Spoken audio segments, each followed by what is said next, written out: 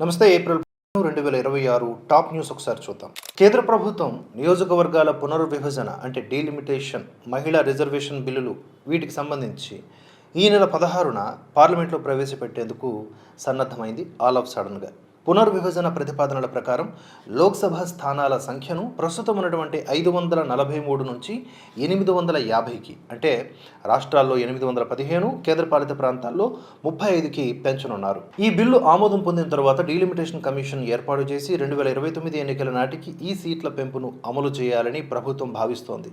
జనాభా ఆధారంగా సీట్ల పెంపు జరిగితే దక్షిణాది రాష్ట్రాలకు నష్టం వాటిల్లుతుందనే ఆందోళనల నేపథ్యంలో దేశవ్యాప్తంగా అన్ని రాష్ట్రాల్లో లోక్సభ అసెంబ్లీ స్థానాలను సగటున 50% పెంచాలని నిర్ణయించినట్లుగా సమాచారం. దీనివల్ల అన్ని రాష్ట్రాల ప్రస్తుత రాజకీయ ప్రాతినిధ్యం సమతుల్యంగా కొనసాగనుంది. అంతర్జాతీయ మార్కెట్లో ముడిచమురు ధరలు రష్యా, ఉక్రెయిన్, ఇరాన్, అమెరికా యుద్ధాల ప్రభావంతో భారీగా పెరిగి బ్యారెల్కు $120లకు చేరుకున్నప్పటికీ దేశీయంగా ఐఓసీ, బీపీసీఎల్, హెచ్పీసీఎల్ వంటి ప్రభుత్వ రంగ చమురు సంస్థలు పెట్రోల్, డీజిల్ ధరలను పెంచకుండా స్థిరంగా ఉంచడం వల్ల తీవ్ర నష్టాలను ఎదుర్కొంటూ ఉన్నాయి. దీనివల్ల ఆయా కంపెనీలు లీటర్ పెట్రోల్పై ₹18, లీటర్ డీజిల్పై ₹35 చొప్పున, అంటే రోజుకు దాదాపుగా 2,400 కోట్ల రూపాయల చొప్పున నష్టపోతూ ఉండగా కేంద్ర ప్రభుత్వం ఎక్సైజ్ సుంకాన్ని తగ్గించడంతో ఆ నష్టం రోజుకు 1,600 కోట్ల రూపాయలకు పరిమితమైంది. ఈ క్రమంలో అంతర్జాతీయంగా క్రూడాయిల్ ధరలు $135 నుంచి $165 మధ్య ఉంటే ఈ నష్టాల భారం మరింత పెరిగే అవకాశం ఉందని, జనవరి, మార్చి త్రైమాసికంలో సంస్థలు నష్టాలని ప్రకటించవచ్చని, బెంగాల్, తమిళనాడు ఎన్నికల తరువాత దేశంలో పెట్రోల్ ధరలు పెరిగే అవకాశం ఉందని మాక్వరీ గ్రూప్ అంచనా వేసింది.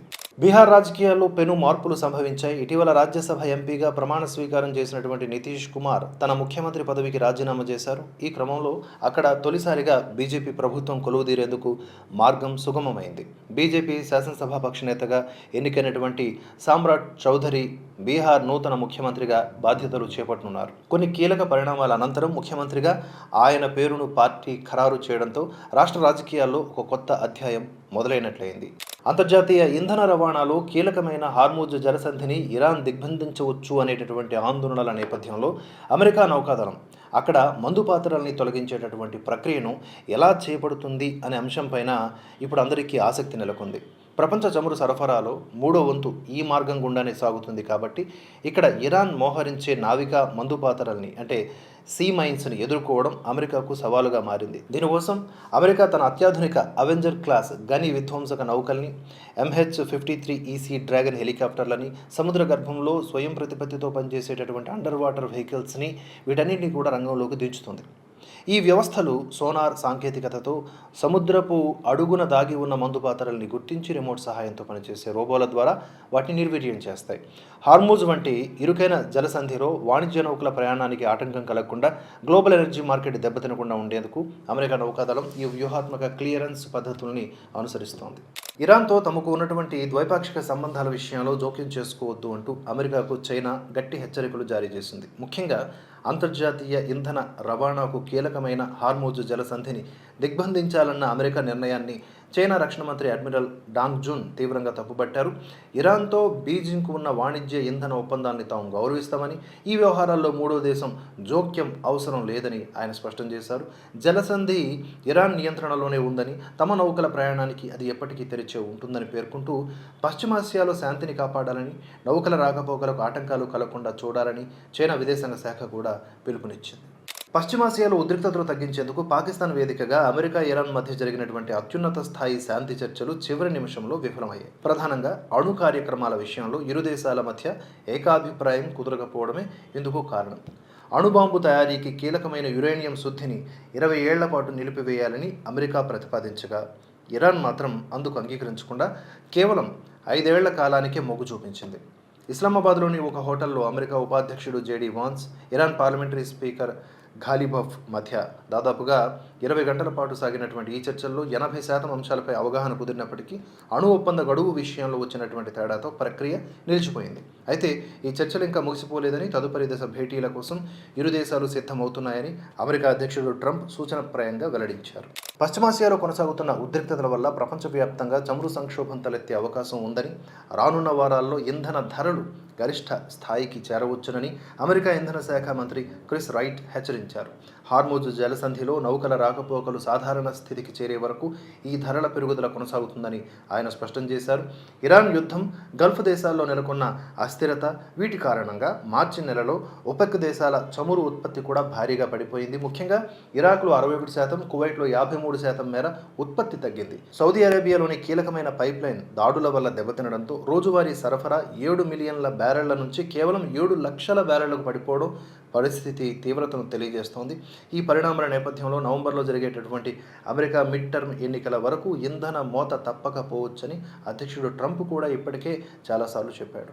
కేంద్ర ప్రభుత్వం చేపట్టదలిచిన నియోజకవర్గాల పునర్విభజన ప్రక్రియపై తమిళనాడు ముఖ్యమంత్రి ఎంకే స్టాలిన్ తనదైన శైలిలో మండిపడ్డారు. ఈ అశాస్త్రీయ పునర్విభజన వల్ల దక్షిణాది రాష్ట్రాల ప్రాతినిధ్యం దెబ్బతినే ప్రమాదం ఉందని, దీనిపై ప్రధాని నరేంద్ర మోదీ పార్లమెంట్లో స్పష్టమైన హామీ ఇవ్వాలని డిమాండ్ చేశారు. ఈ అంశంపై చర్చించేందుకు ప్రధాని అపాయింట్మెంట్ కోరినా స్పందించలేదని ఆరోపించిన స్టాలిన్, కేంద్రం ఏకపక్షంగా నిర్ణయాలు తీసుకుంటే తమిళనాడు చూస్తూ ఊరుకోదని హెచ్చరిక జారీ చేశారు. డీలిమిటేషన్కు వ్యతిరేకంగా చెన్నైలో నిర్వహించిన సంయుక్త కార్యాచరణ కమిటీ సమావేశాన్ని ప్రస్తావిస్తూ, అవసరమైతే రాష్ట్రంలోని ప్రతి కుటుంబం వీధుల్లోకి వచ్చి పోరాడుతుందని, ఇది కేవలం బెదిరింపు కాదని తన చివరి హెచ్చరిక అని ఆయన స్పష్టం చేశారు. ఉత్తరప్రదేశ్లోని నోయిడాలో కార్మికులు చేపట్టిన ఆందోళనలు హింసాత్మకంగా మారిన నేపథ్యంలో యోగి ఆదిత్యనాథ్ ప్రభుత్వం ఒక నిర్ణయం తీసుకుంది. రాష్ట్ర వ్యాప్తంగా వివిధ విభాగాల కార్మికుల కనీస వేతనాల్ని పెంచుతూ తాజాగా ఉత్తర్వులు జారీ చేసింది. ముఖ్యంగా నోయిడా, ఘజియాబాద్ ప్రాంతాల్లోని నైపుణ్యం లేని అంటే అన్స్కిల్డ్ కార్మికుల నెలవారీ వేతనాన్ని 11,313 రూపాయల నుంచి 13,690 రూపాయలకు పెంచింది. అలాగే సెమీ స్కిల్డ్ కార్మికులకు 15,059 రూపాయలు, స్కిల్డ్ కార్మికులకు 16,868 రూపాయలుగా వేతనాల్ని సవరించింది. ఈ పెంపు ఏప్రిల్ 1వ తేదీ నుంచి అమల్లోకి వస్తుందని ప్రభుత్వం ప్రకటించింది. గత సోమవారం వేతనాల పెంపు కోరుతూ వేలాది మంది కార్మికులు రోడ్లపైకి వచ్చి వాహనాల దహనం, రాళ్ల దాడులు వంటివి చేశారు. దాంతో పారిశ్రామిక ప్రాంతాల్లో ఉద్రిక్తత నెలకొంది. ఈ క్రమంలో ప్రభుత్వం యాజమాన్య సంఘాలు, కార్మిక సంఘాలతో చర్చించి ఈ సమతుల్య నిర్ణయం తీసుకుంది. కేంద్ర ప్రభుత్వం ప్రతిపాదించిన నియోజకవర్గాల పునర్విభజన ప్రక్రియపై కాంగ్రెస్ అగ్రనేత సోనియా గాంధీ తీవ్ర విమర్శలు గుప్పించారు. ఈ నిర్ణయం అత్యంత ప్రమాదకరమని, రాజ్యాంగంపై జరుగుతున్న దాడిగా ఆమె అభివర్ణించారు. ముఖ్యంగా వెస్ట్ బెంగాల్, తమిళనాడు ఎన్నికల సమయంలో అత్యవసరంగా ఈ బిల్లును తీసుకురావడం రాజకీయ లబ్ధి కోసమేనని, ఇది ప్రజాస్వామ్య విలువలకు విరుద్ధమని ఒక పత్రికా వ్యాసంలో ఆమె పేర్కొన్నారు. మహిళా రిజర్వేషన్ల చట్టాన్ని డీలిమిటేషన్తో ముడిపెట్టడం వల్ల అమల్లో జాప్యం జరుగుతుందని, 2029 నుంచి అమలు చేయాలనే ప్రభుత్వ ఆలోచనను కూడా ఆమె తప్పుపట్టారు. కేవలం జనాభా ప్రాతిపదికన సీట్ల పునర్విభజన జరిగితే జనాభా నియంత్రణను పాటించిన తెలంగాణ, ఆంధ్రప్రదేశ్ వంటి దక్షిణాది రాష్ట్రాలు తీవ్రంగా నష్టపోయే అవకాశం ఉందని, ఇది ఉత్తర, దక్షిణ భారతాల మధ్య విభజనకు దారితీస్తుందని ఆమె ఆందోళన వ్యక్తం చేశారు. కుల గణనను ఆలస్యం చేస్తూ రాజకీయ ప్రయోజనాల కోసం డీలిమిటేషన్ను వాడుకోవడం సరైనది కాదని సోనియా గాంధీ అంటున్నారు. పశ్చిమ బెంగాల్ ముఖ్యమంత్రి మమతా బెనర్జీ బీజేపీపై సంచలన ఆరోపణలు చేశారు. రాష్ట్ర అసెంబ్లీ ఎన్నికల్లో తనను ఓడించేందుకు కేంద్ర ప్రభుత్వం, ఎన్డీఏ పాలిత 19 రాష్ట్రాలు ఏకమై కుట్ర చేస్తున్నాయని ఆమె మండిపడ్డారు. బీర్భూమ్ జిల్లాలో జరిగినటువంటి ర్యాలీలో మాట్లాడుతూ, బీజేపీ రాష్ట్రంలో ఓట్ల కోసం డబ్బు, మాదక ద్రవ్యాలు, ఆయుధాలని పంపిణీ చేస్తోందని, ఇతర రాష్ట్రాల నుంచి నకిలీ ఓటర్లను తరలిస్తోందని ఆరోపించారు. ఇలాగే బీజేపీ ఇచ్చేటటువంటి డబ్బులు తీసుకుంటే భవిష్యత్తులో ఈడీ, సిబిఐ దాడులు, అలాగే కేసుల రూపంలో ఇబ్బందులు కూడా తప్పవని ఆమె ఓటర్లను హెచ్చరించారు. ఎన్నికల ప్రక్రియలో భాగంగా రామకృష్ణ మిషన్, బేలూరు మఠం వంటి ఆధ్యాత్మిక సంస్థల గురువుల ఓట్లను కూడా తొలగించారని ఆమె ఆగ్రహం వ్యక్తం చేశారు. ఎన్ని కుట్రలు చేసినా తృణమూల్ కాంగ్రెస్ 226 సీట్లతో మళ్లీ అధికారంలోకి వస్తుంది అని ఆమె ధీమా వ్యక్తం చేశారు.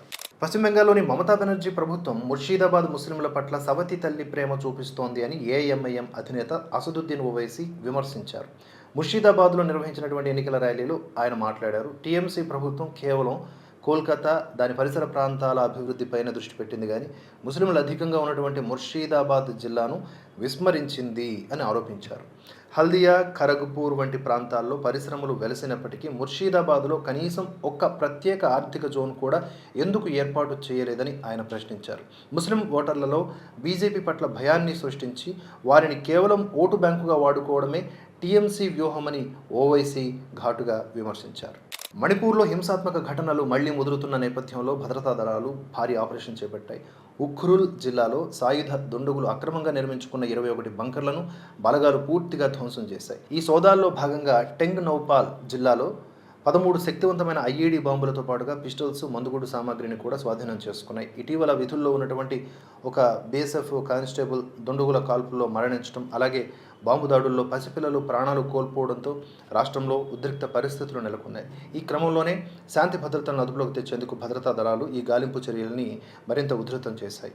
అమెరికా అధ్యక్షుడు డొనాల్డ్ ట్రంప్ సోమవారం నుంచి ఇరాన్ ఓడరేవులను దిగ్బంధించనున్నట్లుగా ప్రకటించిన నేపథ్యంలో హార్మూజ్ జలసంధి వద్ద అమెరికా విధిస్తున్నటువంటి ఈ ఆంక్షల వల్ల ఇరాన్ ఆర్థిక వ్యవస్థకు రోజుకు $435 మిలియన్ అంటే సుమారుగా 4081 కోట్ల రూపాయల మేర నష్టం వాటిల్లుతుంది అని చెప్పి వాల్ స్ట్రీట్ జర్నల్ నివేదిక అంచనా వేసింది. ఇరాన్ నగదు ప్రవాహాన్ని అడ్డుకుని ఆ దేశంపై గరిష్ట ఒత్తిడిని తీసుకురావడమే లక్ష్యంగా చేపట్టినటువంటి ఈ దిగ్బంధం వల్ల చమురు, ఎరువులు, ఆహార పదార్థాల ఎగుమతులు నిలిచిపోయి అక్కడ ద్రవ్యోల్బణం మరింత పెరిగే అవకాశం ఉంది. ఇరాన్ తమ ఎగుమతుల్లో అధిక శాతం, సుమారు 90% పర్షియన్ గల్ఫ్లోని ఖార్గ్ ఐలాండ్ నుంచి సాగిస్తూ ఉండడంతో ఈ దిగ్బంధం వల్ల దాదాపుగా 1.5 మిలియన్ బ్యారెళ్ల చమురు ఎగుమతులు నిలిచిపోతాయని భావిస్తున్నారు. అయితే గల్ఫ్ జలాలకు వెలుపల ఇరాన్కు ఇప్పటికే 154 మిలియన్ బ్యారెళ్ల చమురు నిల్వలు ఉండటం వల్ల స్వల్పకాలికంగా కొంత ఊరట లభించినా దీర్ఘకాలంలో అమెరికా నౌకాదళం ఈ దిగ్బంధాన్ని ఎంత సమర్థవంతంగా అమలు చేస్తుందనే దానిపై ఇరాన్ భవిష్యత్తు ఆధారపడి ఉంటుంది. పశ్చిమాసియాలో పెరుగుతున్న ఉద్రిక్తతల్ని తగ్గించి శాంతిని నెలకొల్పేందుకు చైనా అధ్యక్షుడు షీ జిన్పింగ్ 4 ప్రధాన ప్రతిపాదనల్ని ముందుకు తెచ్చారు. ఈ వ్యూహంలో భాగంగా గల్ఫ్ ప్రాంతాల్లో దేశాలన్నీ ఉమ్మడి మరియు స్థిరమైన భద్రతా వ్యవస్థల్ని నిర్మించుకోవాలని, ప్రతి దేశం యొక్క సార్వభౌమాధికారాన్ని, ప్రాదేశిక సమగ్రతను పరస్పరం గౌరవించుకోవాలని పిలుపునిచ్చారు. అలాగే అంతర్జాతీయ చట్టాలకు లోబడి వ్యవహరిస్తూ అడవి చట్టం రాజ్యమేలకుండా చూడాలని, ప్రాంతీయ భద్రతతో పాటుగా ఆర్థిక అభివృద్ధికి పెద్దపీట వేయడం ద్వారానే శాశ్వత శాంతి సాధ్యమవుతుందని ఆయన పేర్కొన్నారు. అమెరికా, ఇరాన్ మధ్య నెలకొన్న ప్రతిష్టంభనను తొలగించడానికి రాజకీయ చర్చలే ఏకైక మార్గమని చైనా ఈ సందర్భంగా గట్టిగా నొక్కి చెప్పింది. ఇవి ఇవాల్టి టాప్ న్యూస్. ఈ వీడియో నచ్చితే లైక్ చేయండి, 10 మందికి షేర్ చేయండి. అప్డేట్స్ కోసం భరతవర్షిని ఫాలో అవుతూ ఉండండి. జై హింద్, జై భారత్.